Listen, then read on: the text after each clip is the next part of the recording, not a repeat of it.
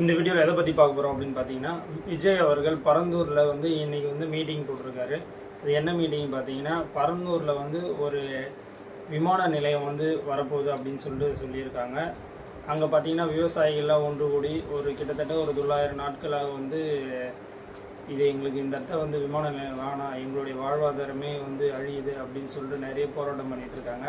நிறைய கட்சியினர் வந்து இதுக்கு ஆதரவும் தெரிவித்து அரசாங்கத்திற்கு எதிரான எதிர்ப்பு தெரிவிச்சிட்ருக்காங்க. அதன் வழியாக இன்றைக்கி பார்த்திங்கன்னா பரந்தூரில் விஜய் அவர்களும் பார்த்திங்கன்னா இதற்கு எதிர்ப்பு தெரிவித்து இன்றைக்கி ஒரு மீட்டிங் போட்டிருக்காரு.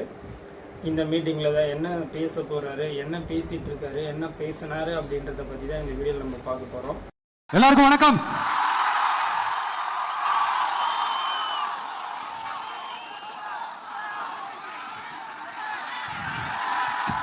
கிட்டத்தட்ட ஒரு 910 நாட்களுக்கு மேல உங்க மண்ணுக்காக போராடிட்டு இருக்கீங்க. உங்க போராட்டத்தை பத்தி ராகுல்னு ஒரு பையன், சின்ன பையன் பேசுனது நான் கேட்டேன்.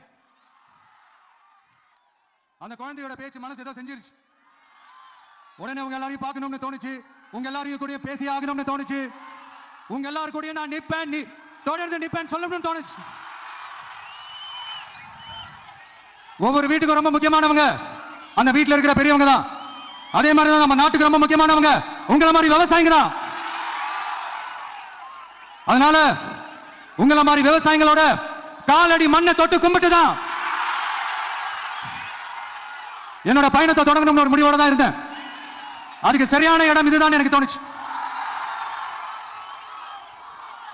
என்ன, உங்க வீட்டில் இருக்கிற ஒரு மகனா என்னோட கள அரசியல் பயணம் உங்களோட ஆசீர்வாதத்தோட இங்கிருந்து தான் தொடங்குது. சரி, அதை விடுவோம். நம்மளுடைய முதல் மாநில மாநாட்டில் நம்ம கட்சியினுடைய கொள்கையை பத்தி நான் எடுத்து சொன்னேன். அதுல ஒண்ணுதான் இயற்கை வள பாதுகாப்பு. சூழலியல் மற்றும் காலநிலை நெருக்கடியை எதிர்கொள்ளக்கூடிய இயற்கைக்கு ஊறு விளைவிக்காத பகுதிசார் மாநில வளர்ச்சி பரவலாக்கம். இதான் நாம் அறிவிச்ச அந்த கொள்கை. இதான் நான் இங்க சொல்றதுக்கு காரணம் ஓட்டு அரசியலுக்காக இல்ல.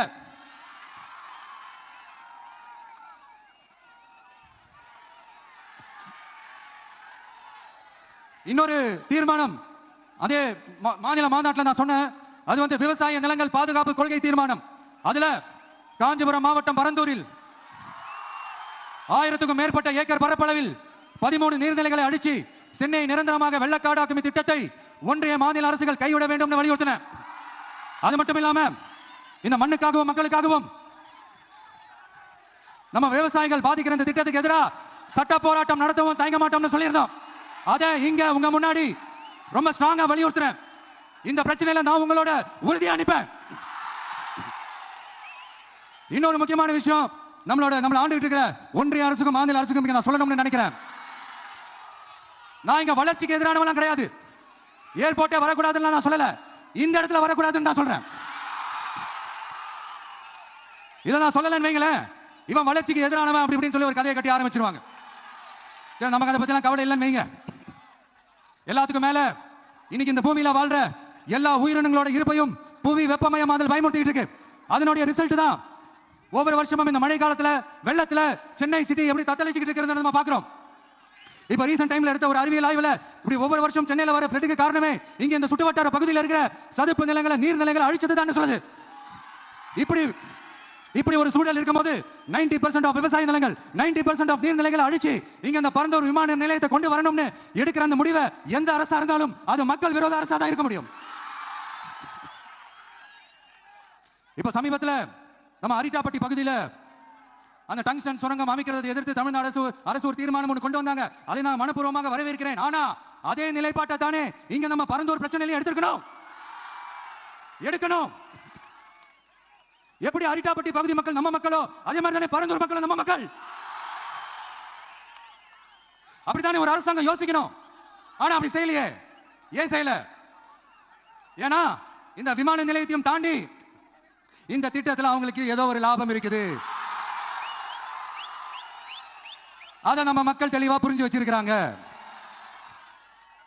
நம்மளுடைய ஆட்சியாளர்களுக்கு ஒரு சில கேள்விகள்.